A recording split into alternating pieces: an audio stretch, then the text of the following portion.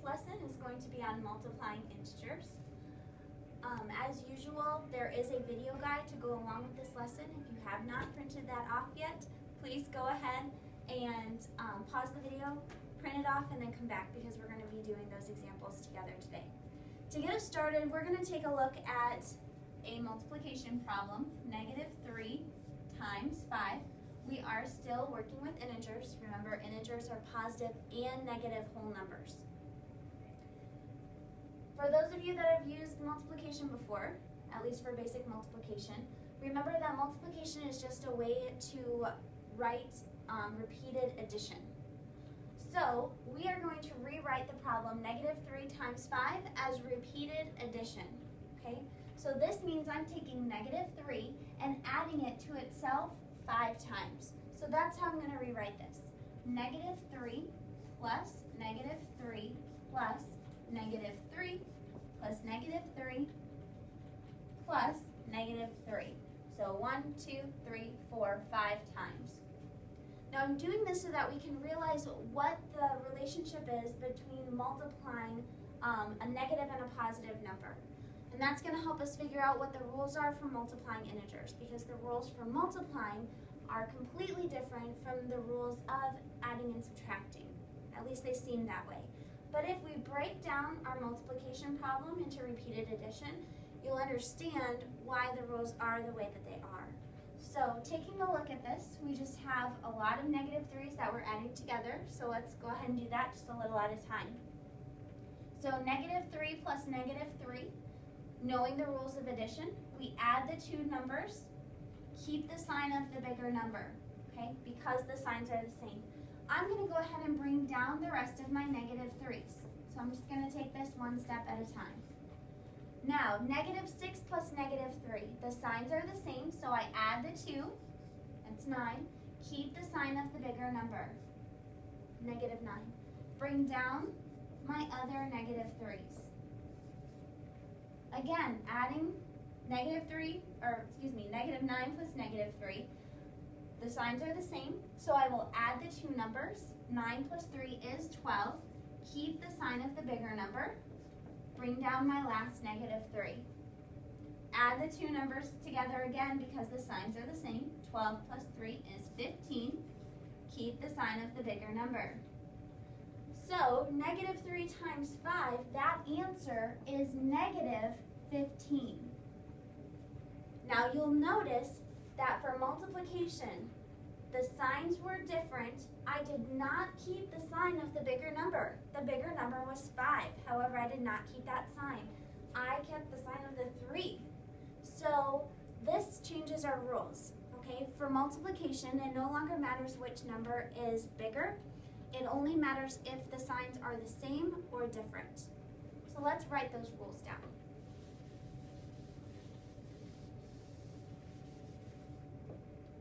Rule number 1 for multiplying integers. If the signs are the same, that means if both signs are positive or both signs are negative. So if the signs are the same, the answer will be positive, always.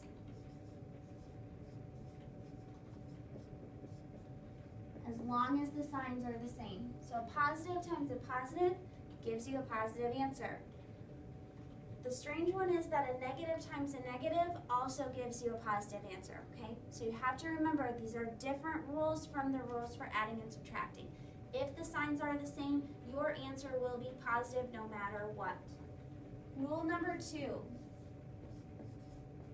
If the signs are different,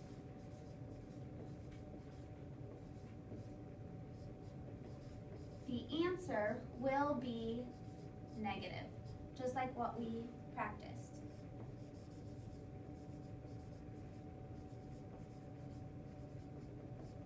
Will be negative.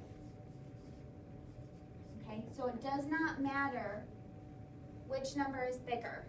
It only matters if the signs are the same, it's positive. If the signs are different, it's negative.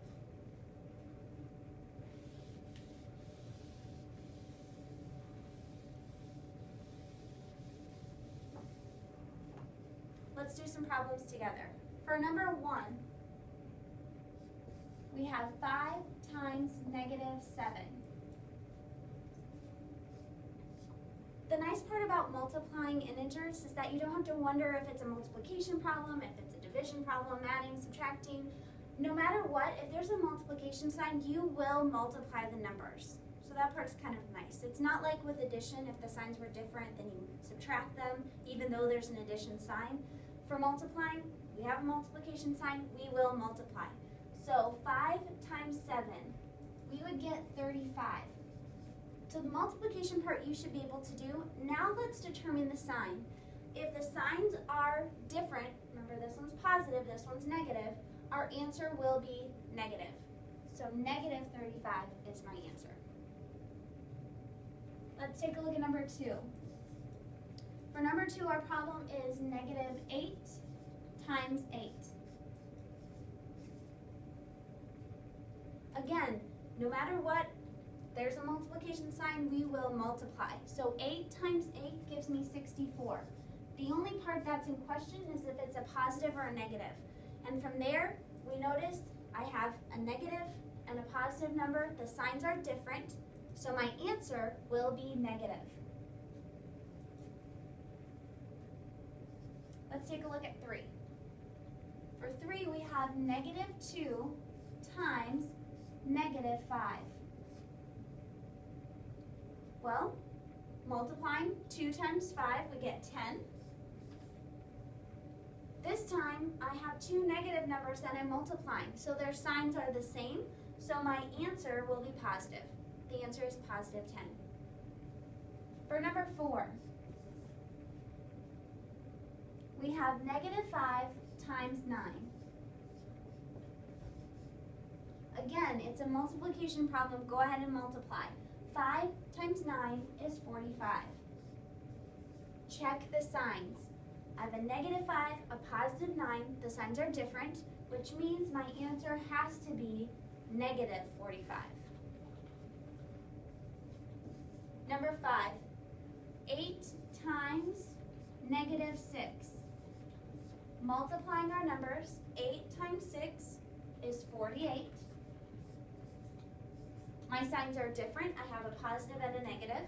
Different signs mean my answer will be negative. So negative 48 is my answer. Last one that we will do together, number 6. We have negative 3 times negative 12.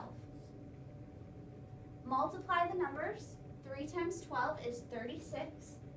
And then check the signs. Negative 3, negative 12, the signs are the same, so my answer is going to be positive. At this point in the lesson, go ahead and pause the video. I would like you to try the next 6 on your own, so 7 through 12. Once you finish those 6 problems, go ahead and hit play. I will be posting the answers.